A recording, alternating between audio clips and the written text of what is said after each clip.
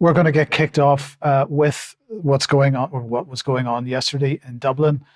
We've seen the video, no doubt. The police chief said that 34 people had been arrested following the riot in Dublin last night.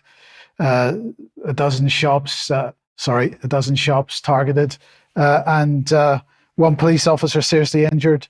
In the rioting, and many others hurt, so not quite so seriously. And of course, this all followed on from the stabbing of 5 casualties at about 1 o'clock local time. The Gardaí were called to what was described as a serious incident at Parnell Square East in the centre of Dublin. And as I say, 5 casualties, including 3 young children, and a man and a woman have been taken to hospital.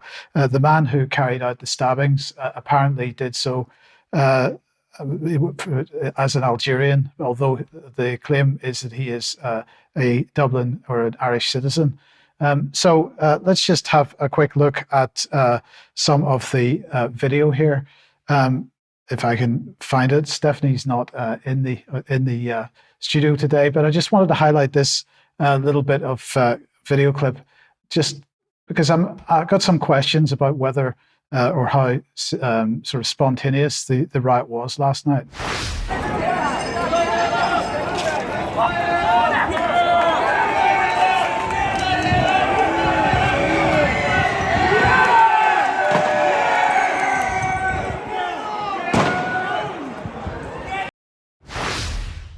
So, of course, this is being presented as a far-right protest, a riot caused by far-right extremists, and yet the Gardaí leave a police car unlocked with the back door open for somebody to throw in a burning box. This seems a little unlikely. So Drew Harris is the police chief, and he had this to say. Public order units from all over Ireland responded here to Dublin.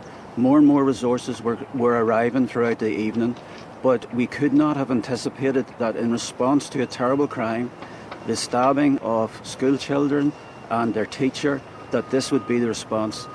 In effect, those filled with hate, and the hate directed towards members of An Garda Síochána, that they would attempt to storm through our cordon and disrupt the crime scene, and then engage in violence, looting and disorder, and including very significant criminal damage. Nobody could have anticipated that when these events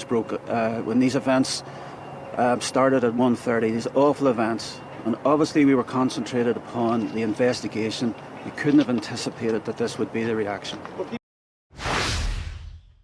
I'm slightly skeptical about the lack of anticipation there because, we'll explain that in a second. And of course, what happened with the stabbing was absolutely atrocious, and nothing can be said other than that about that. The riot itself, however, let's just have a look at some of the sort of comments on social media about it. So here's Keith Woods. There's been a complete collapse in social order in Dublin tonight. This is entirely the government's fault. I can't complain about that particular statement or that particular sentence. This is entirely the government's fault.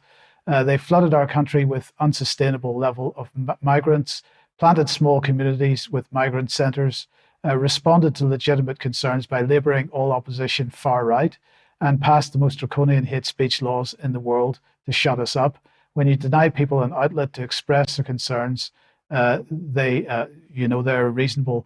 That you're going to make them desperate. Well, perhaps, but the point here is that this is totally as a result of government policy, and I think that's where this needs to be focused.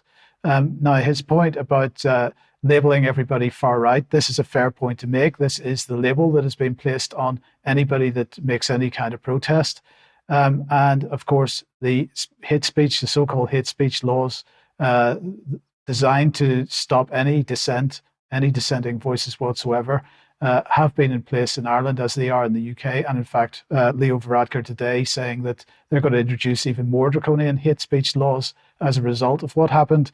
What a coincidence. Let's have a look at this from Michael O'Connor. I have opinions on the Dublin riots, but I don't believe I can fully articulate them yet. But to summarize, quite a bit of swearing the alt-right as a cancer is how it ends up. And of course, this is absolutely a large part of the narrative that anybody criticizing immigration or unbridled immigration is somehow alt-right or right-wing and extremist. Then we've got Brendan Ogle here. Good address by Leo Varadkar. That was this morning. He gave a speech. Hopefully last night sees the state finally wake up to the threat of the far right, their racist hate, and their mealy-mouthed provocateurs online and offline. They've been indulged for far too long. Time to cleanse our streets. Now, that this again, absolutely pushing forward the notion that anybody that's counter to government policy is somehow far right. Here's Syrian Girl. Let Irish people keep their Irish character. They've fought for their land for 800 years. Don't forget that Ireland was created by mass illegal immigration and a refugee. Sorry, that slip there. Don't forget that Israel was created by mass illegal immigration and a refugee crisis. It ended in the genocide of the Palestinian people. I stand with Dublin.